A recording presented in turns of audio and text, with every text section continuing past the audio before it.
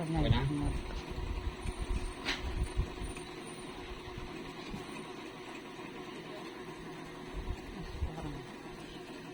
Parang ng bata. Galing na ang baby gulbing ko. Kaya lang, hindi pa siya masyadong galing. Pero nakarecover na siya, kumakain na siya.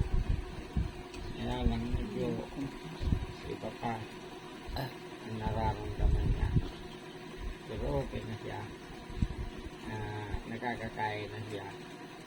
Mga kalods, mga kalodi, yung iniingi ko na tulong para kay Google, hindi ko pa rin binabawi. Sana mayroon pa rin tumulong kasi kailangan niya na mag-maintain ng gamot. Hindi kaya ni Lolo Pet, wala naman si Lolo Pet trabaho maayos extra. Ito yung alaga kong napaka gandang katawan, magandang galaw niya ngayon, wala ano na, pero okay na siya, nakaka-recover na siya. Ayan, gusto niya katabi siya lagi ni Papa, ni Mama.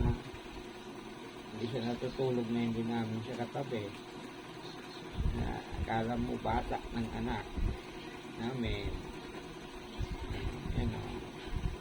Ayan mga kaludso. Kaya kayo mga kaludi, mga idol ko, kung tayo mag-aalaga ng aso, mahalin natin na parang tao din.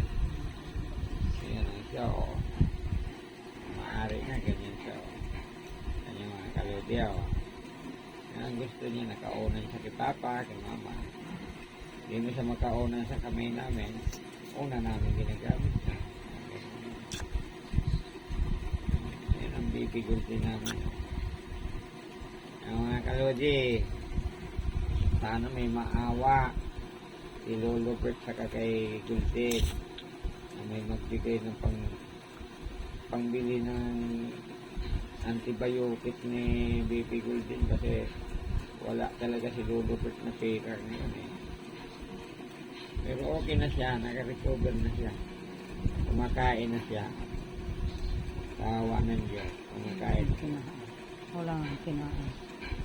Yan mga kalodyo, kita nyo mga kalodyo, yung bata ko. Yung mga nagsasabi dyan, huwag itatabi sa ikaan, baka makaawa. Hindi ako natatakot hawaan kung ano man sakit ng alaga ko.